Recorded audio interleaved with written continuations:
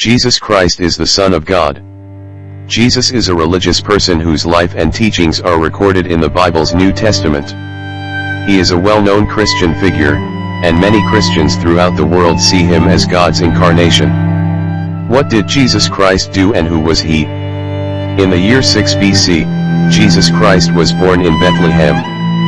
Little is known about his early life, but his life and activity are recorded in the New Testament, which is more of a theological story than a biography. Christians believe that Jesus is God manifested, and that his teachings should be emulated in order to live a more spiritual existence. Christians believe that he died for all of humanity's sins and rose from the dead. Background and early years.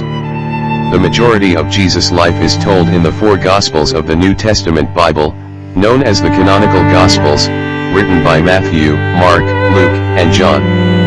These aren't standard biographies, but rather metaphorical stories. They were written to persuade people to believe in Jesus as the Messiah and God's incarnation, who came to teach, suffer, and die for the world's sins. Around the year 6 BC, Jesus was born in Bethlehem. His mother, Mary, was a virgin who was engaged to Joseph, a carpenter. Christians believe Jesus was born by the Immaculate Conception. David's ancestors may be traced back to him. According to Matthew 2:1, Jesus was born during the reign of Herod the Great, who felt threatened by his birth and sought to murder him by ordering the killing of all male newborns under the age of 2 in Bethlehem. However, after being warned by an angel, Joseph took Mary and the newborn to Egypt until Herod's death, when he returned to Nazareth, Galilee, with the family. The early years of Jesus are hardly chronicled. According to Luke's Gospel, 2:41-52, a 12-year-old Jesus was separated from his parents while on a trip to Jerusalem. A few days later, he was discovered in a temple, discussing topics with some of Jerusalem's elders. Throughout the New Testament, there are evidence that Jesus worked as a carpenter as a young adult. He is said to have started his ministry at the age of 30 when he was baptized by John the Baptist, who after seeing him declared Jesus to be the Son of God. Jesus went into the Judean desert after his baptism for 40 days and nights of fasting and meditation. The temptation of Christ is recounted in Matthew, Mark, and Luke's Gospels, known as the Synoptic Gospels. The devil appeared to Jesus 3 times, urging him to turn stone into bread, leap over a mountain to be saved by angels, and offer him all of the world's kingdoms. 3 times, Jesus turned down the devil's temptation and sent him away. The Jesus Ministry.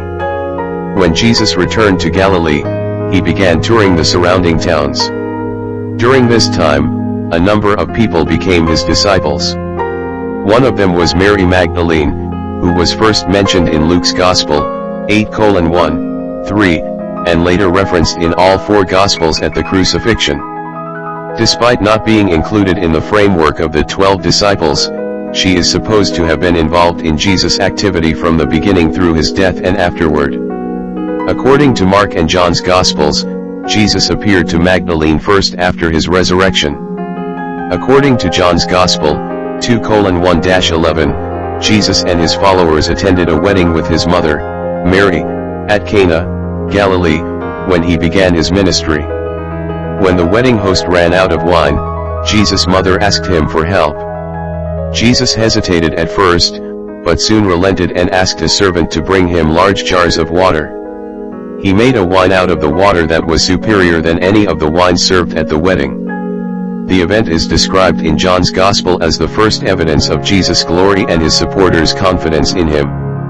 After the wedding, Jesus, his mother Mary, and his companions went to Jerusalem for Passover. Money changers and business people were selling their wares at the shrine, they noted. With a whip made of cords, Jesus overturned the tables and forced the merchants out, stating that his Father's house is not a place for merchants. The Synoptic Gospels follow Jesus as he travels around Judea and Galilee, using parables and miracles to illustrate how prophecies were being fulfilled and how God's kingdom was approaching. More people began to join Jesus as word of his teaching and healing of the ill and ill spread. Onto one point, Jesus arrived at a level place and was surrounded by a large crowd. He delivered many talks, known as the Beatitudes, during the Sermon on the Mount, which encapsulated many of the spiritual teachings of love, humility, and compassion. As Jesus continued to preach about God's kingdom, the crowds became bigger, and they began to proclaim him as the Son of David and the Messiah. When the Pharisees found out, they approached Jesus in public, accusing him of using Satan's power. He justified his actions with a parable, then questioned their logic and reminded them that such thinking damaged God's might, only fueling their desire to battle him. In the city of Caesarea Philippi, Jesus talked with his followers. According to Matthew 16:13, Mark 8:27, and Luke 8:27, he said, "Who do you say that I am?" 9:18, the question puzzled them, and only Peter said, "You are the Christ, the Son of the living God." Accepting the designations Christ and Son of God, Jesus praised Peter and declared the proclamation to be a divine revelation from God. Following that, Jesus appointed Peter as the church's leader. The Pharisees planned against Jesus, and Jesus promised his disciples that he would suffer and be killed, only to rise on the third day from the dead. Less than a week later, Jesus led 3 of his disciples to a high mountaintop where they could pray alone. According to the Synoptic Gospels, Jesus' face began to glow like the sun, and his entire body blazed with a white light. After that, the prophets Elijah and Moses came to see Jesus and talked with him. As a sparkling cloud arose around them, a voice cried, "This is my beloved Son, with whom I am extremely pleased, listen to him." In Christian theology, the Transfiguration, often known as the Transfiguration, is an important occurrence. It supports Jesus' claim to be the Christ, the living God's Son. On a donkey, Jesus arrived in Jerusalem a week before the Passover feast. At the city's entrance, a large crowd greeted him with palm branches. They honored him as the Son of David and God's Son. Fearful of the rising popular adoration, the priests and Pharisees believed he ought to be stopped. All 4 Gospels recount Jesus' last week in Jerusalem. At this time, Jesus raised Lazarus from the dead, dealt with money changers and business people in the temple, and debated with high priests who questioned Jesus' authority. To his followers, Jesus foresaw the coming days, including the demolition of Jerusalem's temple. Meanwhile, the chief priests and elders met with Caiaphas, the high priest, to plan the arrest of Jesus. One of the disciples, Judas Iscariot, met with the chief priests and described his plan to hand over Jesus to them. They decided to pay him 30 silver pieces as compensation.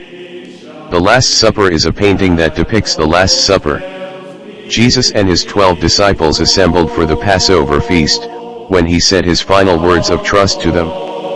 He also foresaw his betrayal by one of the disciples and personally informed Judas that it would be him.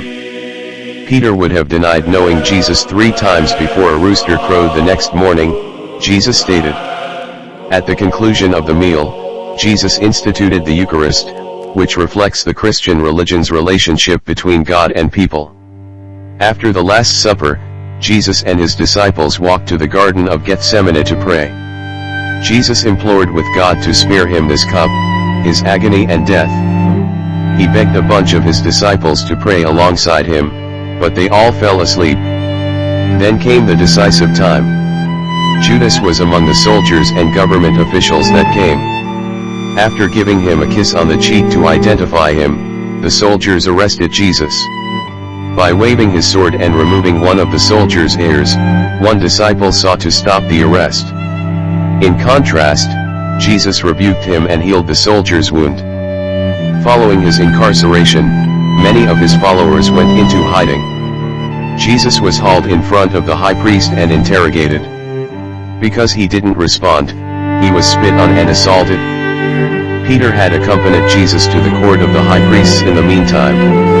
While he lurked in the shadows, 3 house servants asked if he was one of Jesus' disciples, and he denied it each time. With each refusal, a rooster crows. Jesus was then escorted out of the house and confronted Peter. Peter cried uncontrollably as he remembered Jesus' warning that he would be rejected. Judas, who was standing nearby, was enraged by his betrayal of Jesus and demanded that the 30 pieces of silver be returned to him. The priests informed him that he was completely responsible for his actions. He threw the money into the shrine before killing himself by hanging himself. In Christianity, the crucifixion is a well-known event. The next day, Jesus was taken to the high court, where he was mocked, beaten, and condemned for claiming to be the Son of God. He was brought before Pontius Pilate, the Roman governor of Judea. The priests accused Jesus of wanting to be the Jewish king and asked that he be put to death. At first, Pilate intended to deliver Jesus to King Herod, but he was resisted, and Pilate told the Jewish priests that he couldn't find anything wrong with him.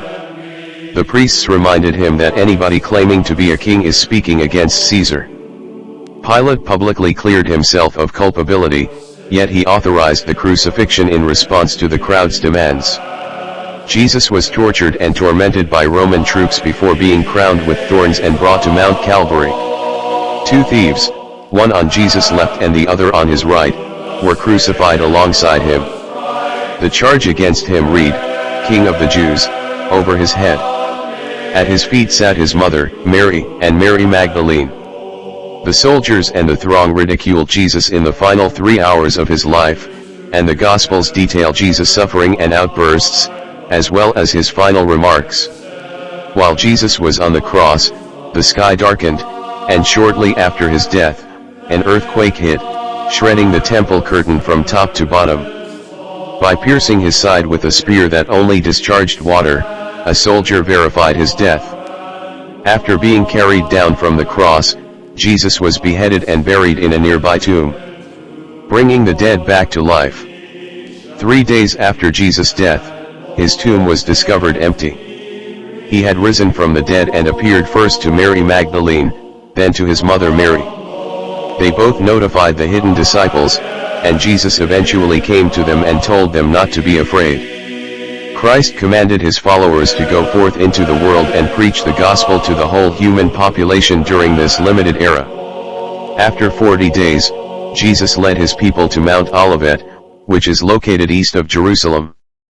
Before being taken aloft on a cloud and ascending into heaven, Jesus spoke to them one more time, guaranteeing that they would receive the Holy Spirit's power.